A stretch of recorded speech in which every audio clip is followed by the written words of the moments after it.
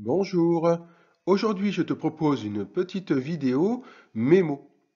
Encore à ce jour, j'ai beaucoup trop d'étudiants qui n'arrivent pas à mémoriser les formules de trigonométrie dans un triangle rectangle. Voilà une vidéo qui devrait remédier à la situation. On considère un triangle rectangle dont un angle aigu est l'angle θ. Dans ce triangle rectangle, tu sais que le côté le plus long, celui qui n'est pas un côté de l'angle droit, s'appelle l'hypoténuse. Les deux autres côtés, pour l'angle θ, ont aussi un vocabulaire adapté. Le côté qui est à l'opposé de l'angle θ s'appelle le côté opposé. Et l'autre côté qui forme l'angle θ autre que celui de l'hypoténuse s'appelle le côté adjacent. Adjacent qui signifie à côté de.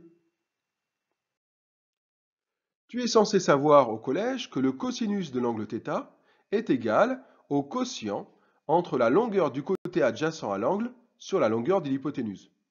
En cours, on pourrait dire le cosinus de θ est égal à l'adjacent sur l'hypoténuse.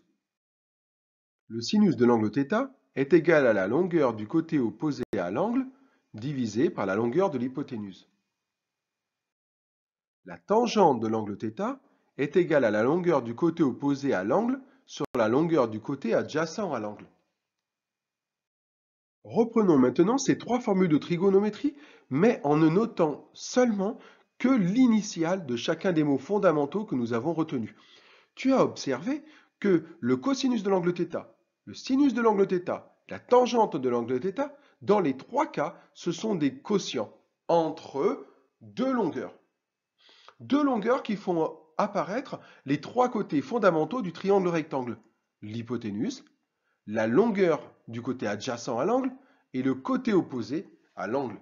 Bon, alors, le cosinus est égal à la longueur du côté adjacent à l'angle sur l'hypoténuse. On retient que le cosinus, c'est l'adjacent sur l'hypoténuse. Le sinus, c'est l'opposé sur l'hypoténuse. Et la tangente, c'est l'opposé sur l'hypoténuse. Il te suffit tout simplement de mémoriser cette petite phrase-là. Ka-so-toa. Si tu le dis un peu vite, phonétiquement parlant, cela se résume à casse-toi.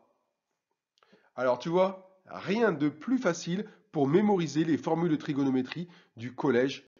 Tout simplement, C-A-H-S-O-H-T-O-A. Ka-so-toa. Bingo, à toi de jouer.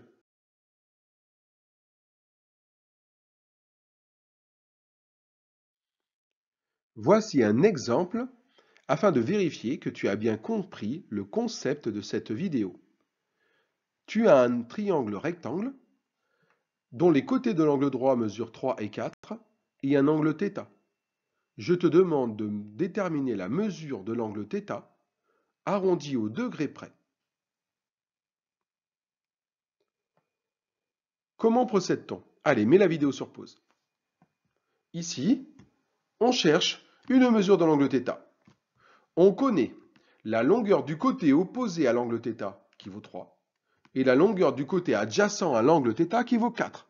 Dans quelle formule de trigonométrie y a-t-il l'opposé et l'adjacent? Facile. Kasotoa. O-A, opposé, adjacent. Kasotoa. Dans la tangente. To-A. Tangente, c'est la longueur du côté opposé à l'angle sur la longueur du côté adjacent à l'angle. Ainsi, la tangente de l'angle θ est égale à 3/4. Il ne te reste plus qu'à déterminer une mesure de l'angle θ à l'aide de la calculatrice. Pour ce faire, il te faut enlever la tangente. Tu prends ta calculatrice en mode degré et tu utilises la touche tangente puissance moins 1 ou arc tangente qui s'obtient à l'aide des touches seconde tangente ou shift tangente selon le modèle de ta calculatrice. Tu obtiens que θ est environ égal à 37 degrés arrondi au degré près. À bientôt pour une nouvelle vidéo.